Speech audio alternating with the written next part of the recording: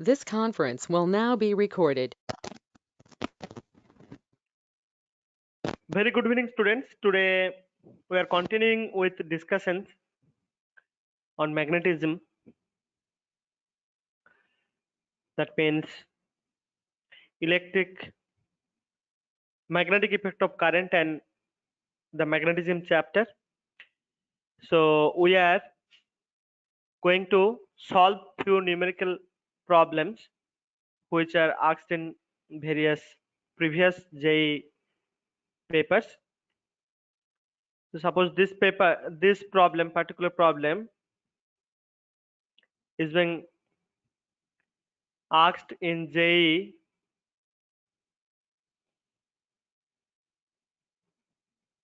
Main 2015.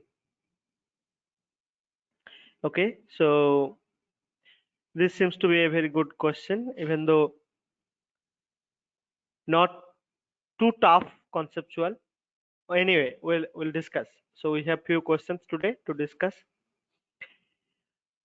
Let us read the first question. The first question states that the two coaxial solenoid, if we think to solenoid like this, this is solenoid. We have already learned what is called solenoid. Coaxial means suppose you have another one which has smaller radius. Okay,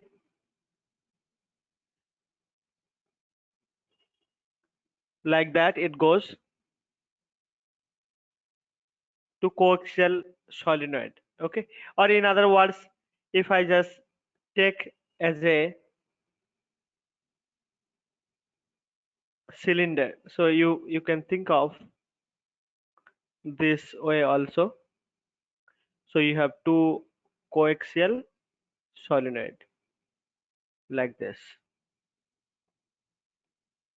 Solenoid means the wires will be wound over this. Okay, and similarly wires will be wound over the inner solenoid also. So both of them have the same axis. You can see that this is the same axis, but their radii are different. So this is radius, suppose r1, and this is r2, like that. So outer radius is greater than inner radius, so that is also fine. So now the question is not very conventional. Generally, we know there will be magnetic field lines or magnetic field along the axis, and obviously there will be magnetic field produced along the axis, and the strength of the magnetic field will be maximum within the solenoid along the axis. So here the direction of the magnetic field depends on the current in the loop. So we have two coaxial solenoids of different radii carry the same current I. See the same current they are carrying, and that they are carrying in the same direction. So I can think of two loops, concentric loops of wire. Okay, just for a particular element. Suppose I have only one loop in that element. So this is the inner solenoid and this is the outer solenoid, and they are both carrying the same current in the same direction. So we know they will actually produce magnetic field, right? They will produce magnetic field, and that magnetic field will exert force excuse me exert force on the current element. We know if you have a current element or a wire carrying current I is in the magnetic field, then this wire will experience a magnetic force that is given by I L cross B. Okay, so this is the magnetic force. So here also, since the solenoids are producing magnetic field and the solenoid itself, like its loop itself carrying current, so both the solenoids will exert some force on each other. So here it is given that let F1 be the magnetic force on the inner solenoid due to the outer solenoid. So this one is the magnetic force on the solenoid, inner solenoid. That means I would have written like this. Okay, F1 is like this. The force exerted on inner solenoid by the outer one. And similarly, since this also produces magnetic field and that magnetic will exert a force on the outer solenoid. So outer solenoid experiences a force F2. Okay, F2. Now you have to actually find out the following options. You have to find out which one of these following options is correct. See, two coaxial solenoids of different radii carry the same current in the same direction. Let F1 be the magnetic force on the inner solenoid due to the outer one, and F2 be the magnetic force on the outer solenoid due to the inner one. Then, which among these options will be the correct option? Okay, I have represented a figure for you. Okay, so as I was showing you, suppose this is the inner solenoid which is carrying a current I in the anticlockwise direction, and in the same direction same current is carried by the outer solenoid also. Now look, when a particular solenoid, it is a ring, right? So when a current is carrying like this, so magnetic field will be actually produced at the center. Okay, you know this, magnetic field will be produced. Okay, so in that magnetic field, actually if you just think of this coaxial solenoids over here in the plane of the paper, then magnetic field will be actually upward. Okay, magnetic field will be upward direction. I'm just giving upward means a dot inside a circle. So magnetic field in the upward direction, and current loops are in the, or rings are in the plane of the paper. Now if you think of a small element, obviously both of them will create a magnetic field at the center. Okay, at the center, and for each element, suppose I think of the element this on the inner wire or inner solenoid loop. Okay, so I know magnetic field, see, the magnetic force on this element will be I, suppose dF. So this will be I dl cross B. Now see, dl is always this way, okay, and B is upward direction. Okay, B is upward at this center, and this is at the tangent. So magnetic forces will be like this, radially outward. Similarly, for this case also will be the same thing. The outer case also, the magnetic forces will be radially outward. One more thing you should note, that if I take another element exactly in the opposite direction symmetrically, that also will exert, or that also, this element also will experience the same force but exactly in the opposite direction, right? So if I say this inner is F2, so you look here, these two magnetic forces on this loop, they will cancel each other. Similarly, if I take another element here, force will be this way, and another element here, the force will be this way. Symmetrically opposite elements, actually the force acting on symmetrically opposite elements will cancel each other. Similar thing will happen for the outer solenoid also.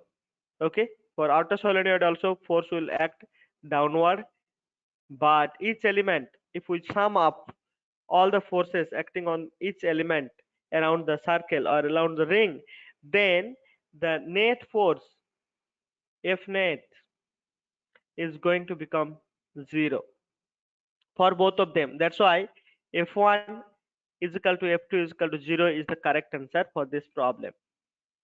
I hope you have understood. So the forces, both the forces are radially outward, but at the same time, if you take symmetrically elements of current element, then the forces on the symmetrically opposite current element will actually cancel each other. So that's how there will be no net force for both the solenoids. So F1 and F2 both will be equal to 0. Now we'll move on to the next problem. So this is a very interesting problem.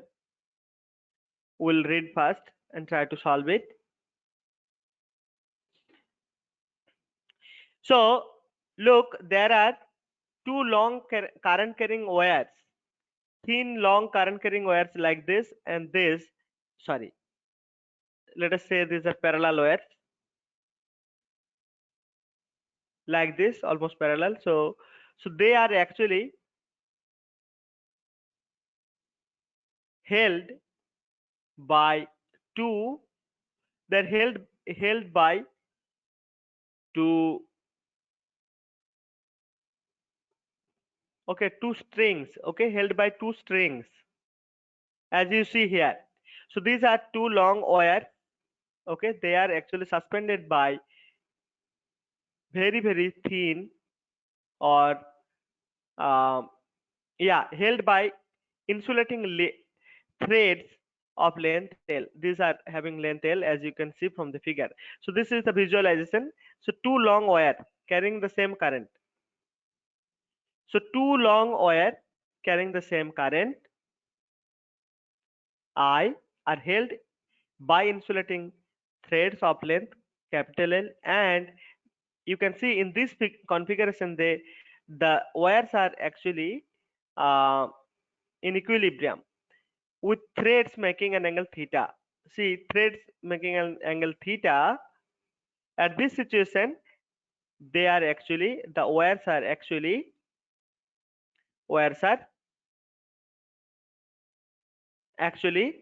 in equilibrium. Now, if the wires have the same mass lambda per unit length, then the value of the current you have to find out. You have to find out the value of the current. Okay, so one thing we have to see here, uh, two long current carrying wire, when two long current carrying parallel wire, they carry current in the same direction, they will attract each other, and when they carry current in the opposite direction, they will be repelling each other. Okay, so actually what will happen, they both will exert a force, and that force can be written as mu 0 I square mu 0 I square L divided by 2 pi and d, if d be the distance between them. Okay, so if you don't have this like in the memory, so you can just see from here and try to remember.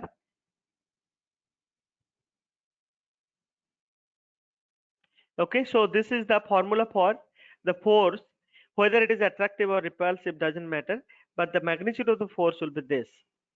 So the thing is, when the two wires are actually suspended by such threads, they will be in equilibrium when the thread will make an angle theta with the horizontal. Okay, so this is the situation. Now you have to find out the current. One thing, if the total length L has mass lambda into L, so this is the total mass of the wire. both the wires. Okay, so now what we'll do, we'll try to, okay, let me write this formula somewhere here. So mutual force between the wires,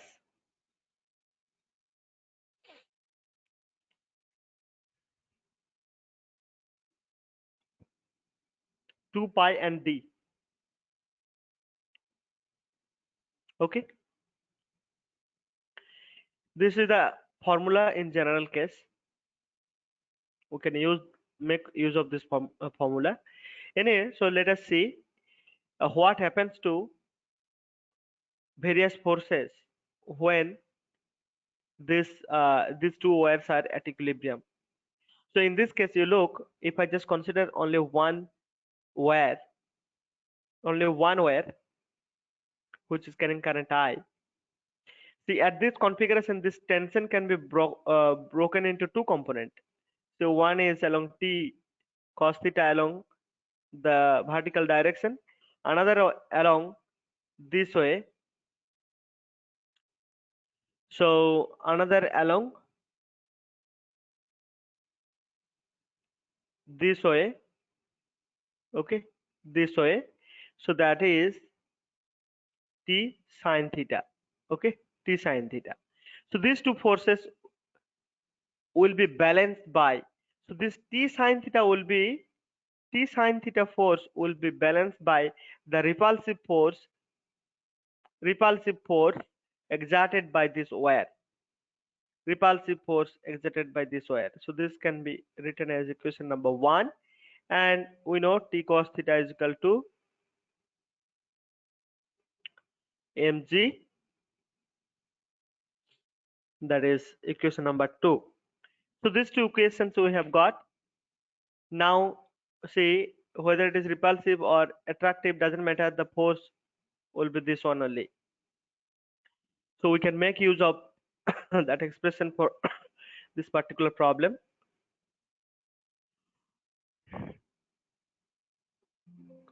Now you have to tell me what is the distance between these two wires. So if I think of this particular wire, then this would be, if this is R must be L sine theta. Okay. Similarly, this side also it will be R. If it is R, it is R plus R, so 2R. That means 2 L sine theta. So the D, which we are saying as D will be actually 2 L sine theta. Okay, I hope you understood this. The distance between the two wires will be 2L sine theta. Okay.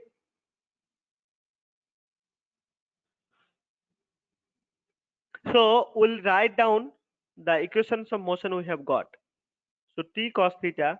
So from here itself, just by dividing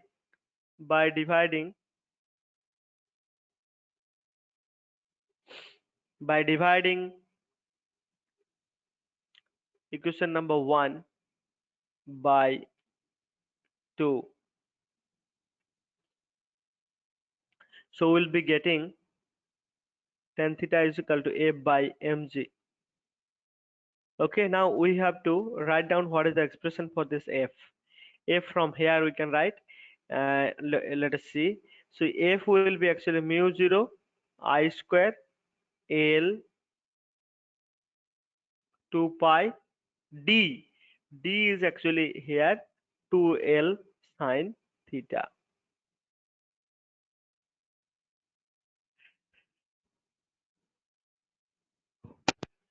Okay, so we have got the expression for the force. So we'll just apply here slowly. Tan theta is equal to mu I square, mu 0 I square into L by 4 pi L sine theta. Okay, now from here we can write I square. See here there will be, okay, so this tan theta is equal to F by mg. Here it will be m into g.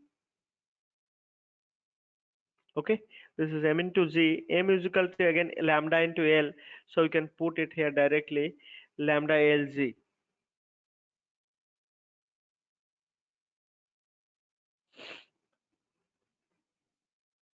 Okay, now if we just simplify a bit, what we will get? We'll get 2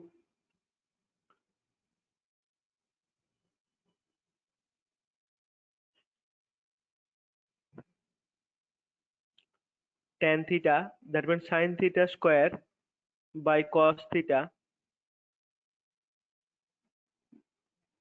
multiplying this sin theta with this, then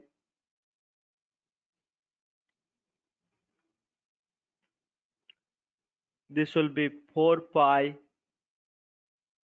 L lambda g divided by 4 pi L lambda g divided by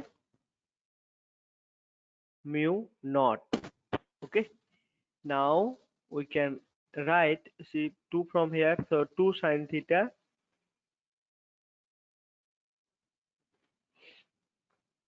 so 2 sin theta here it will be pi lambda L g, pi lambda L g,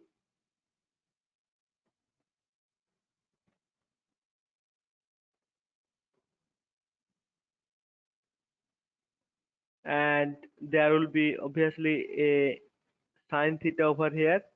Now sin theta has already been out, so the answer will be this one. Okay, down there will be cos theta, this cos theta. So pi lambda Lg, pi lambda Lg divided by mu naught cos theta.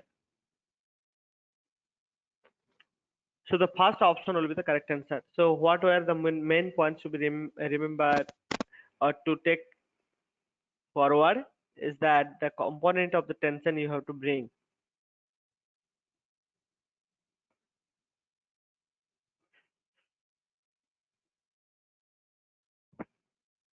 Now we'll move on to the next problem.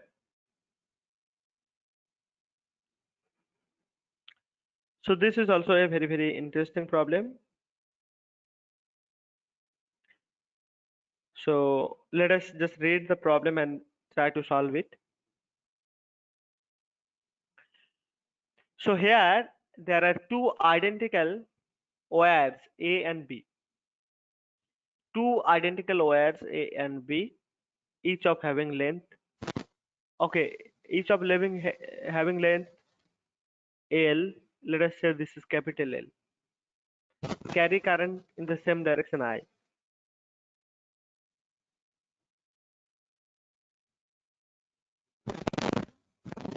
Now the wire A is bent into a circular radius, circle of radius R, capital R, and the wire B is bent into a square having side A.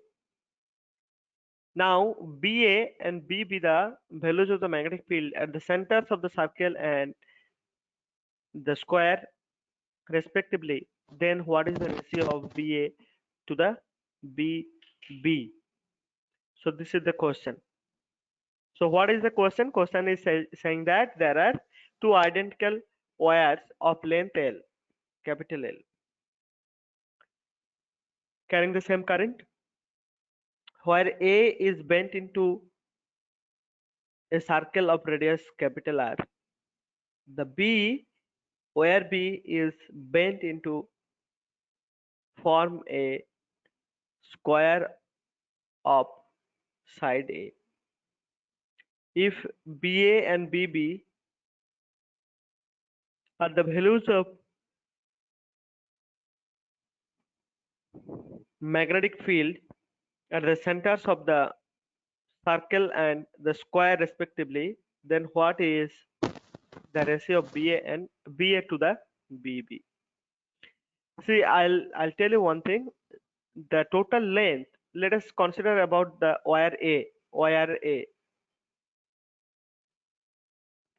and here we'll consider wire B.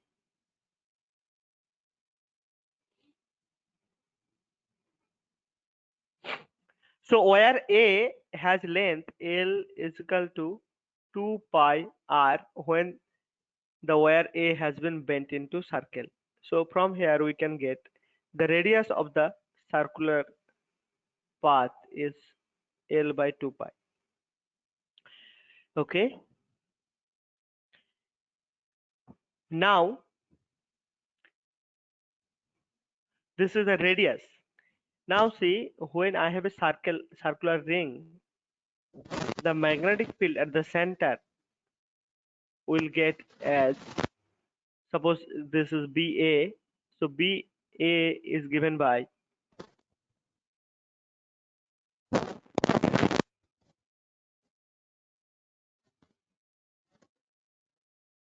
BA will be actually mu 0 I by 2 pi and R. So this is the magnetic field due to a ring carrying current I, and this is the magnetic field at the center of the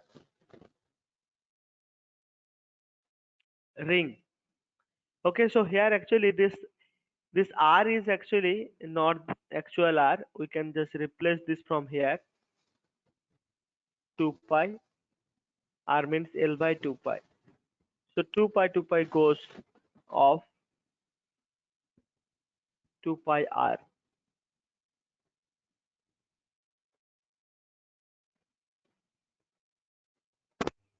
So this is, here it is mu 0 I.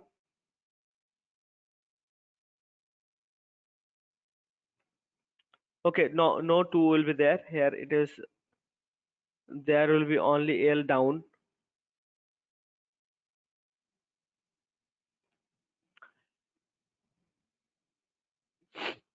Okay, so this is mu 0 I by L. We can verify it later also. So I'll just keep the boundary in this side itself.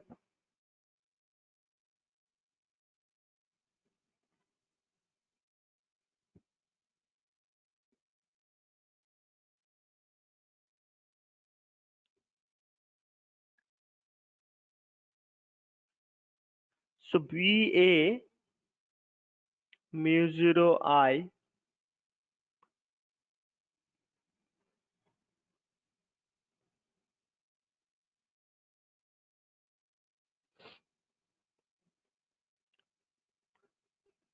2 into pi into R. R means L by 2 pi.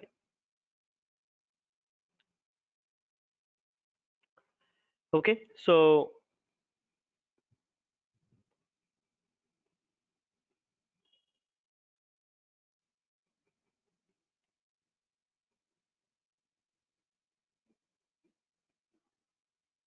now this is actually magnetic field. There was L by 2 pi. So L by 2 pi, 2 pi will cancel each other. So mu 0 I by L. Okay.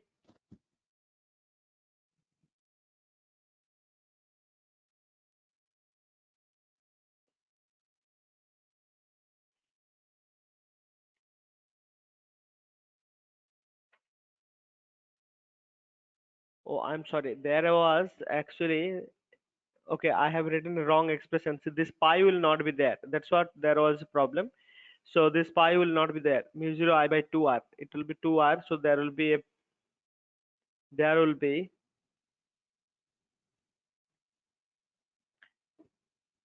2R. R means L by 2. So 2 pi.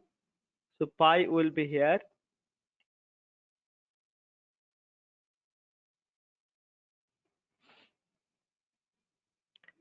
L by 2 pi. So 2 goes off. Pi will be there divided by L. Okay. Mu 0 I into pi divided by L. This is the formula. Now see, for the second wire B, 4A is equal to R, or else we should write not R. 4A is equal to the capital L A. Now, so A is equal to L by 4. Now we know for a square,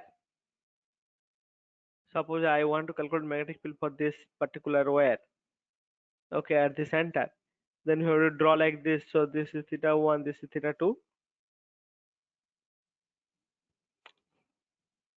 So we can, if the sides are A, then we can write the magnetic field to be mu0I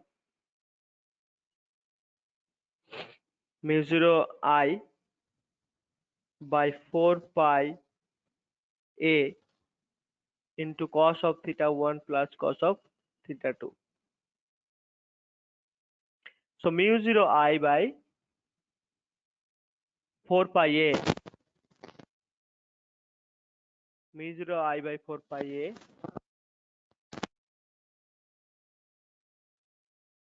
into cos of whole into cos of theta 1 plus cos of theta 2.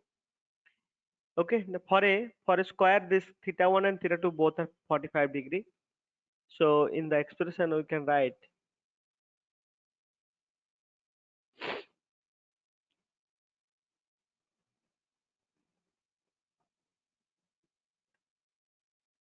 so BA will be actually, see if we replace it here,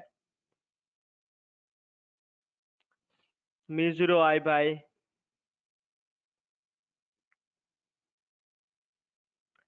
4 pi A means here I'll write L by 4. Then cos of theta 1, so this will give you root 2 root 2.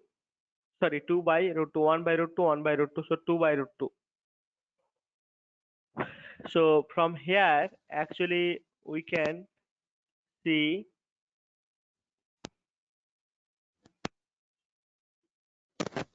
mu0I, mu0I,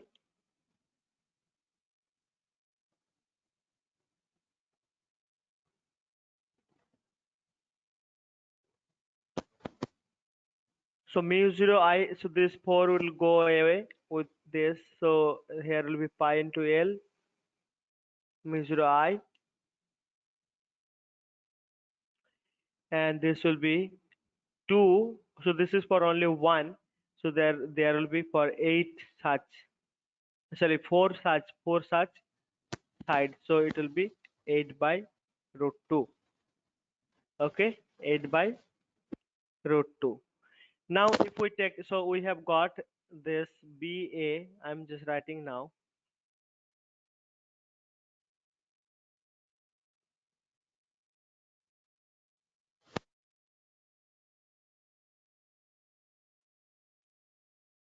So this is BA divided by BB, we have to make find out. So BA is mu0I pi by L. BB is actually the pi L root 2 divided by 8 mu0I. So mu0I will get cancelled, L will get cancelled. So only thing is pi square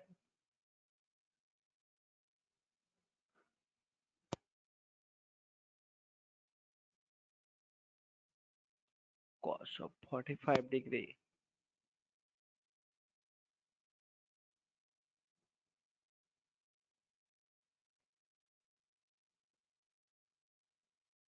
cos of,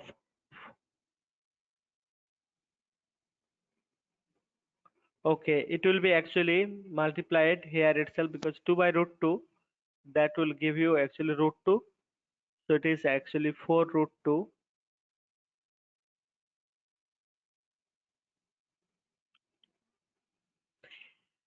In fact, you should get the BA to be,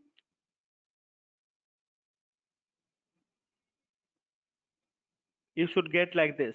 So mu0I by pi L into 8 root 2. So this should be the correct expression for the magnetic field for the at the center of the square. So we can write it here.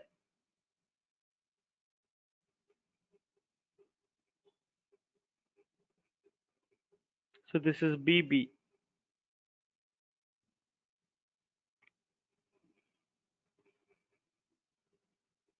mu 0 I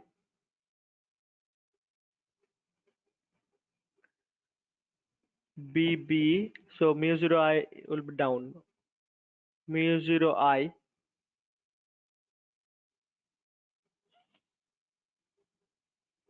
into 8 root 2 and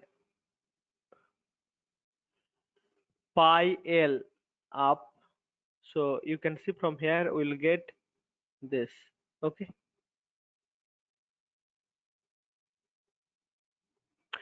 Pi square by 8 root 2. So this will be the correct answer. Okay, I'll repeat a little bit. Let me just repeat it. Maybe you are lost as I was doing it very slowly. Let me just clarify you once again what I have done for this. So there are two identical wires A and B. So for A is actually, suppose the length is L. So L is bent into a circle. Let us say the radius of the circle is R. So 2 pi R is equal to L. From here we can get the value of R. So R value of R will be L by 2 pi. Now see the magnetic field for a ring. This is bent into a circular ring. So at the center magnetic field will be mu 0 I by 2 R, not 2 pi R. This was the mistake I was doing. So mu 0 I by 2 into R means again L by 2 pi. Okay, so from here we can find out. So 2 goes up. So we can find out that it is mu 0 I by 2, sorry, pi L, not 2L, mu 0 I by pi L. Okay, so we have got the BA. Similarly, for the wire B,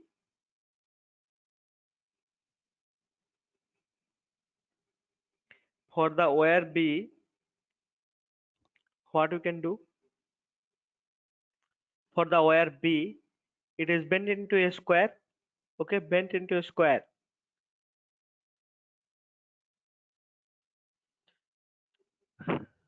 So let us say 4A with the side of the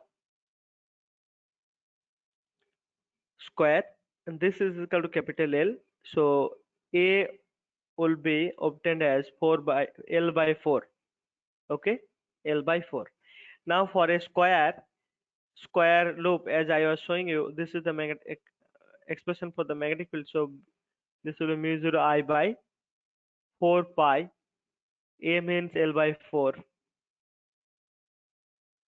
and this will be actually cos theta of theta 1 and theta 2 are 45 degree. So it will be 2 by root 2. So it will be root 2. Okay, this will be, in fact, this will be root 2. Okay,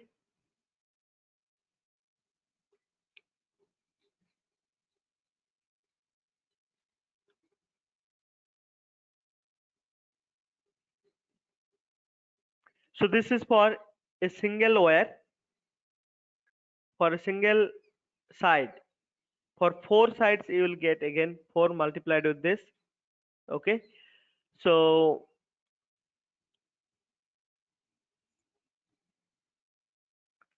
I think this is not 4 pi, 2 pi A. It should be 2 pi A. Okay, so this should be 2 pi A.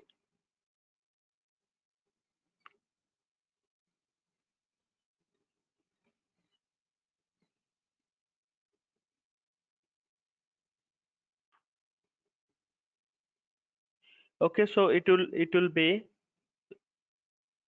like that. Now if it is 2 pi, so it is actually,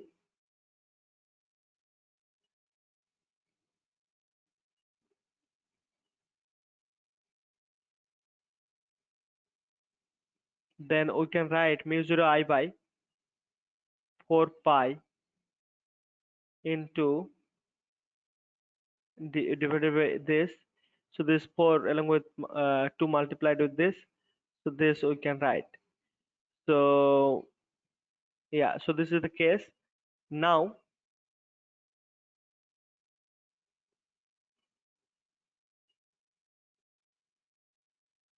4 into 4. So this will be there. It is 2 and there will be 4 multiplied. Okay, so there will be no pi, no 2 over here. So 2 pi and there will be 4 multiplied over here. And because there are 4 sides of the square loop. So if you multiply this will be BB. 4 into this. So it will be 8 root 2 divided by pi L. Okay, so now we have got two things, BA and BB. We can take the ratio mu 0 I by pi L. Then you will get pi L here, mu 0 I. This is 8 root 2. So from here,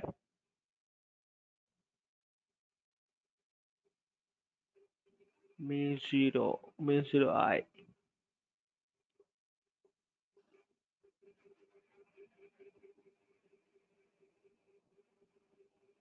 Let's find out this.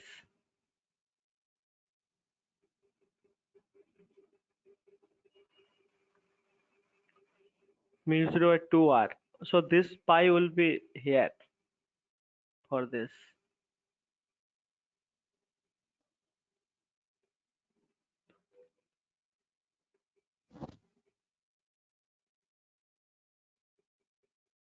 So this is here pi mu naught into I. So this would give you pi square by 8 root 2. So this is actually the answer. Option D will be the answer for this question. Okay, we'll take up another problem. So this is very important and we'll try to understand it first. Let me first write down the options here. I have not given the options here. Let me write down the options of this problem.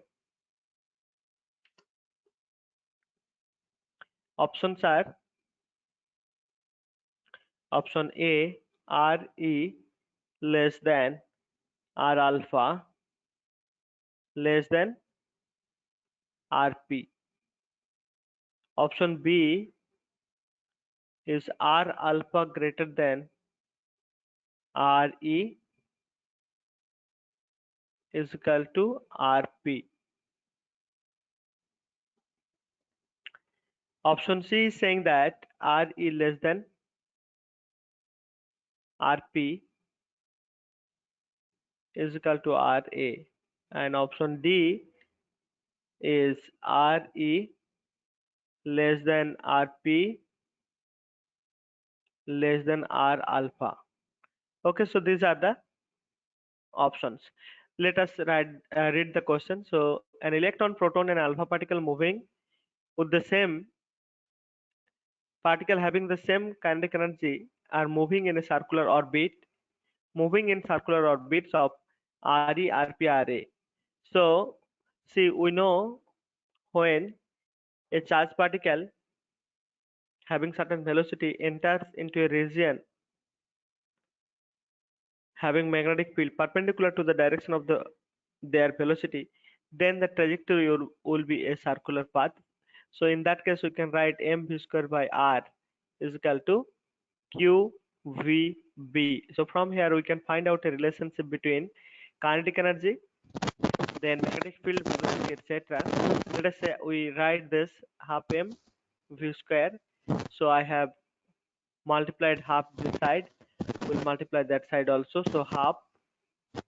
This is R, Q, V, and B. So this is actually kinetic energy. So kinetic energy, look, kinetic energy is K is equal to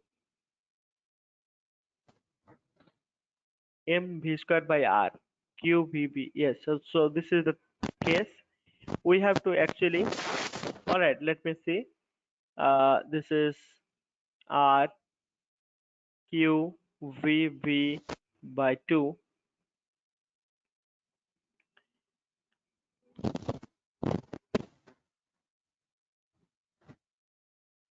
So from here, what we get?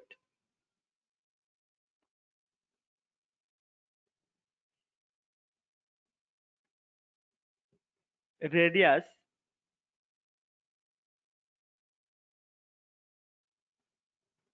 we have to find out radius.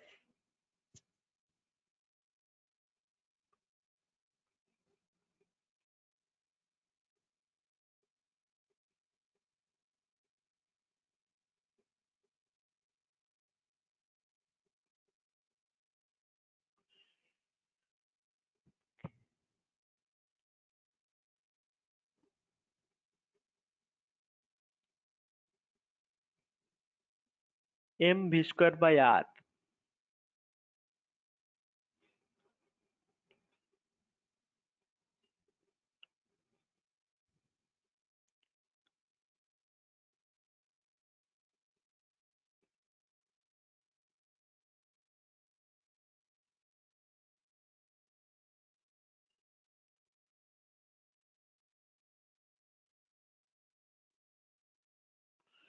Okay, let us see what is the thing here.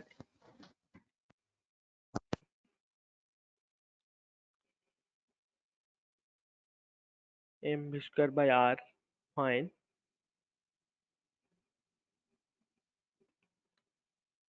Square by 2m.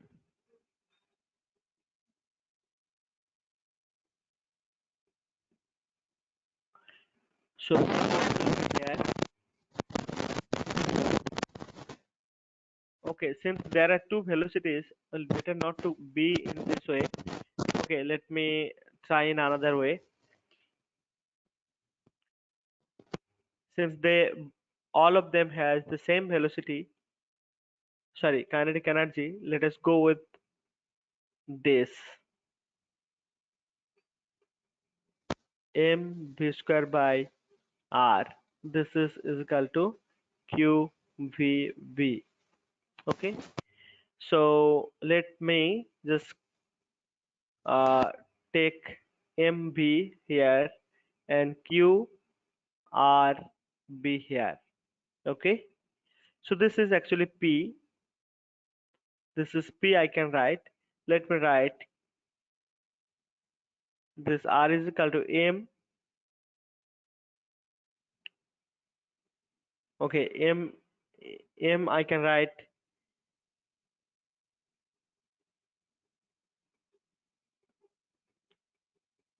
now. We can write as mv by qb.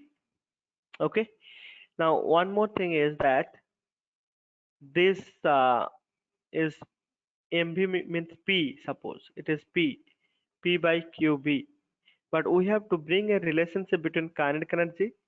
So we can, in fact, we can write this as p and keep like this. So we know p square by twice m is equal to k. Okay, so we can write p is equal to root over 2 mk. Okay, from here, so this is the p. That means, you get this particular stuff is equal to root over 2 mk. Okay, so not this one, this particular stuff. Okay, so we have qrb is equal to this. So I have to find out r.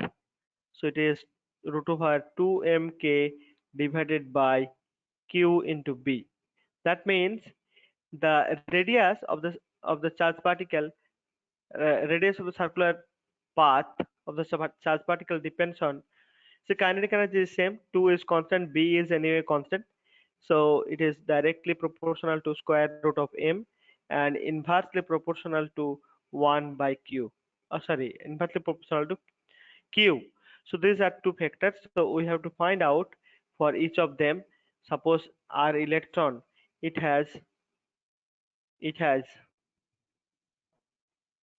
charge 1 and magnetism also. So this is the fundamental one. Anyway, we can just write it here that 2me k is same divided by q is E into B.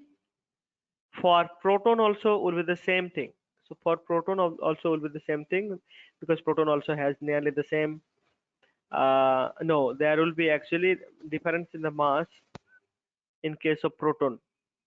So proton has mass greater, okay, mass greater. One, see, the mass will be this much times of mass of electron. So it is okay. So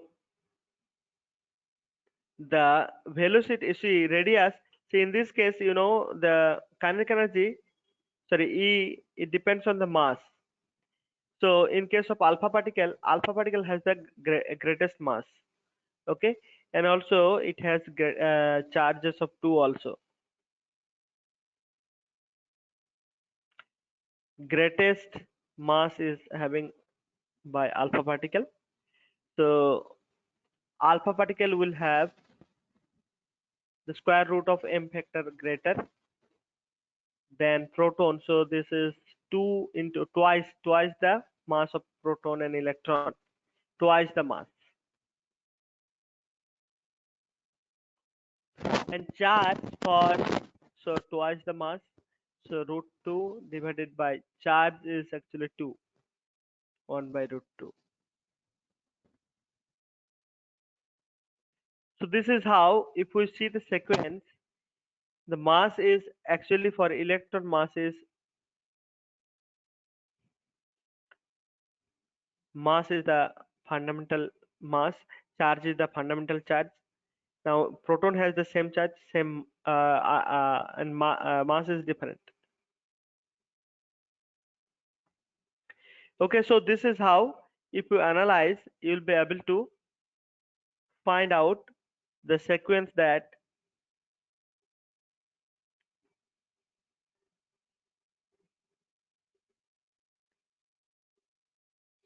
okay, let me write it here. Okay, and R is inversely proportional to, sorry, this is simply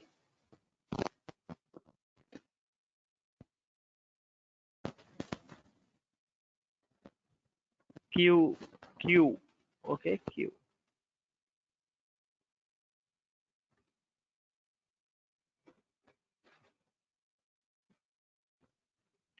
So we'll now see R electron. Let it be like this itself. So root over me by QE electron. For P, this is 1836 into me divided by QE, and R alpha is 4 into this. Okay, alpha particle has obviously greater mass.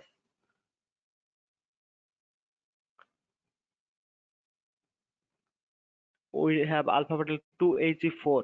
Ag4 means you can think of 4 times of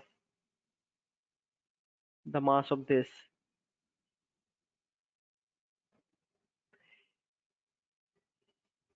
So we can be able to see this is the mass of the alpha particle,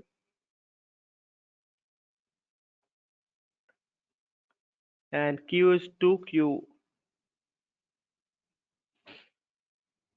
Okay, so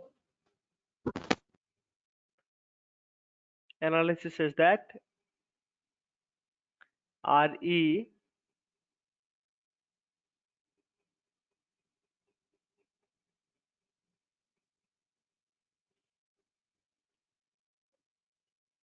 Re less than Rp equal to, sorry, equal to,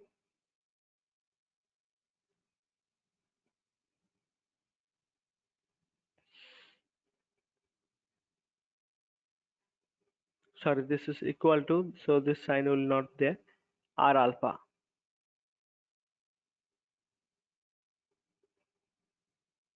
Okay, so this is the answer. I'll just quickly show you here. So this is the answer. Okay.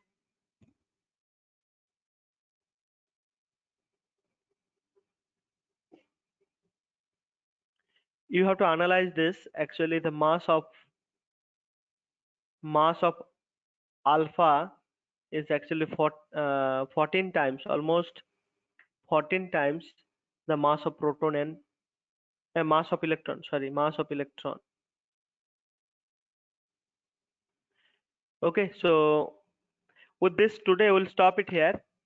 We'll pick up again few more problems in the next class on this Sunday. So bye for today.